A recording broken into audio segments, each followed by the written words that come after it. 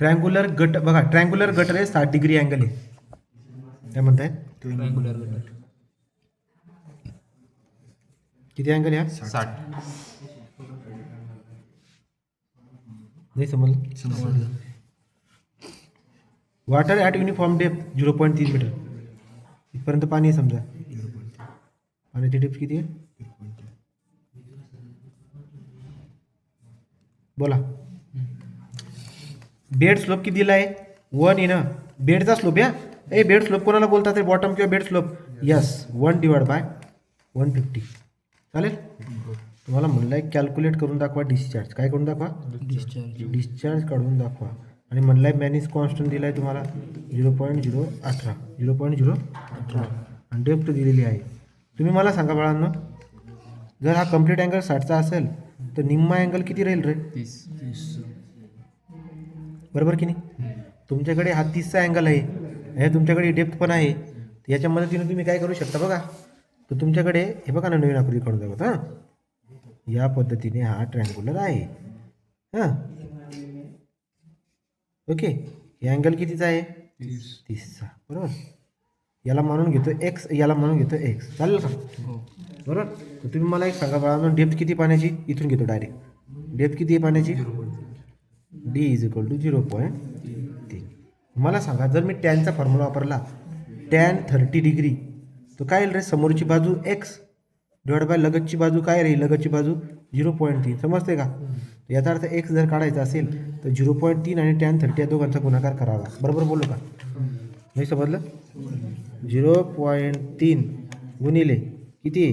Tan 30. तर tan 30 समजलं का? हे बघा, याचं आन्सर येत आहे 0.1732. किती आला? X 0.1732 metre. हा झाला एक्स. तर तुम्ही मला सांगा आता बाळांनो, तुम्हाला तो डिस्चार्ज काढायला लावतो. डिस्चार्जचा फॉर्म्युला काय आपल्याकडे रे? Discharge = area into velocity. याचा अर्थ असं निघून आला की हा जो त्रिकोणी एरिया आहे ना, याचा एरिया आपल्याला भेटून जावा आणि याची व्हेलॉसिटी आपल्याला काढता यावी. बरं, एक एक करून बघूया. तुम्हाला डिस्चार्जचा जो फॉर्म्युला आहे बघा बाळांनो, एरिया इंटू व्हेलॉसिटी. याचा एरिया मी ते काढून घेतो. एरिया कसं काढायचं सांगतो तुम्हाला, पण नक्कीच याचा व्हेलॉसिटीचा फॉर्म्युला कसा असतो? मॅनिंग्स फॉर्म्युला वापरायला लावला ना. मॅनिंग्स कॉन्स्टंट म्हणले बघा. मॅनिंग्सचा फॉर्म्युला काय असतो? 1/n r⁻²/3 s⁻1/2. Bed slope दिलेला आहे, यांची व्हॅल्यू बी दिलेली आहे, एरिया मी काढून घेतो. आर कसा काढणार? आर कसा काढणार? इसको मोस्ट इकॉनॉमिकल सेक्शन नाही या. हा काय मोस्ट इकॉनॉमिकल सेक्शन आहे का? आरची व्हॅल्यू किती घेतात मोस्ट इकॉनॉमिकल सेक्शनमध्ये? 0.5. बरं, हा फॉर्म्युला आपल्याकडे आहे ना. चला, पहिलं आपण एरिया काढून घेऊ, नंतर आपण आर काढू. जर एरिया आणि आर भेटला तुम्हाला तर तुमचं काम होऊन जाईल. तुमचं काम म्हणजे तुमचं एक्झाम्पल सॉल्व्ह झालं. ठीक आहे. मग आता बघा, त्रिकोणीचा एरिया कसा काढणार? मागच्या पेजवर जातो ना. एरिया काढायचा ना. हे काय एवढा अवघड एरिया काढायचे काय? हे बघा, हा एरिया काढतो. हां, हे बाळा हो, हा एक्स आहे, हा एक्स आहे. किती आला एक्स? 0.1752. मग मला सांगा, जर एक 0.1752 येतो आहे तर हा पूर्ण बॉटम किती येईल? किंवा एक काम करा, मरू द्या. हा किती आला रे? एक्स = 0.52 का 32 आहे? 32 आहे. 0.1732. बरं, 32 आहे. बोला. 0.1732 आणि हाईट किती आहे? 0.3. मला सांगा बाळांनो, एरिया किती ना? एरिया कसा? 1/2 बेस इंटू हाईट. बेस कुठला? 1/2. अख्खी बेस घेऊन टाका याचा. अख्खा बेस किती येईल? 0.1732 गुणिले 2. हे बघा ना रे, हा एक्स आहे, आपण एक्स आहे. टोटल विड्थ किती येईल? 0.1732 इंटू 2 इंटू हाईट किती आहे? 0.3. मला सांगा एरिया किती आला? हे बघा, 1/2 आहे. तुम्ही डाय कॅल्क्युलेट टाकलं तर ठीक. जर 2 कटला, हा 2 कटला, असं बी करता येईल. पण मरू द्या, तुम्ही पहिल्यांदा काय करताय? 1/2 इंटू किती ते? 1/2 इंटू 0.1732 इंटू 2. तो 0.1732 इंटू 2 बरोबर का? इंटू 0.3. इंटू 0.3. किती उत्तर आलं आहे? हे आलं 0.0596. एरिया किती आला? 0.055196. 0.05196 मीटरचा स्क्वेअर. बाळांनो हा झाला एरिया. काय झाला? आता तुम्हाला हायड्रोलिक रेडियस काढायची असेल ना तर त्यासाठी पेरीमीटर बी काढायला लागतो. काय काढायला लागतो? पेरीमीटर. मला सांगा पेरीमीटर कसं काढणार? एरिया निघून आला बरं का. आता पेरीमीटर कसं काढणार हे बघा. तिरपी बघा.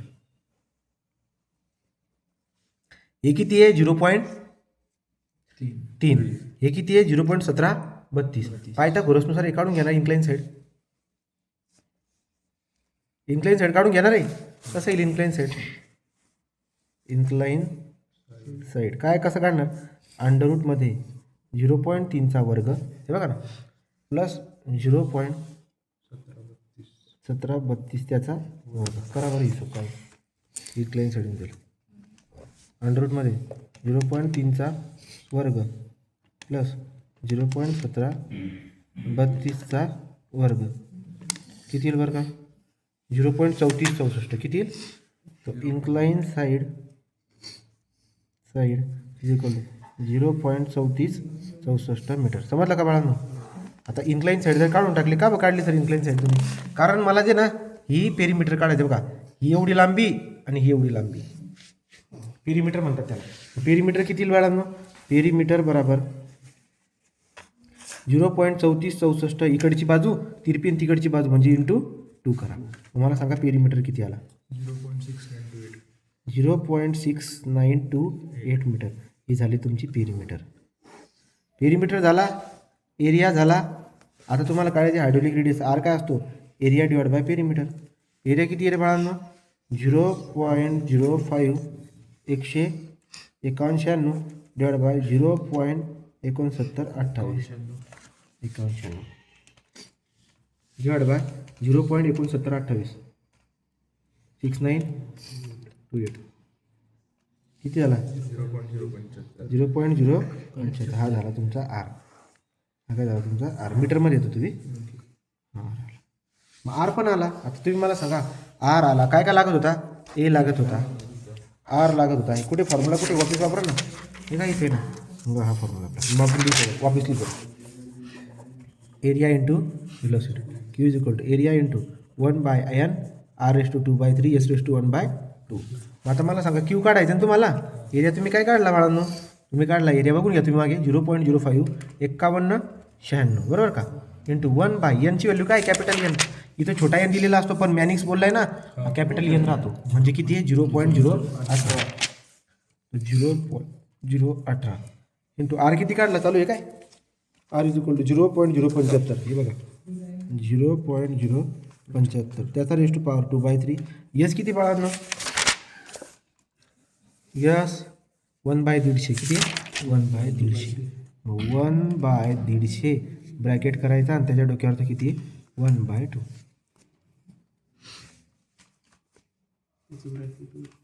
ब्रॅकेट करून घ्यायचं इकडून तिकडून आणि रेज टू पॉवर 1/2. शांततेत करून बघा. जमतंय का सांगा? रेस टू काय? Raise to power 2/3 1/2 1 divide by 2/2 चालतं घ्या. तो डिस्चार्ज किती येतोय? 0.0419 म्हणजे 442 करून टाकू चालेल metre cube per second. This is your answer.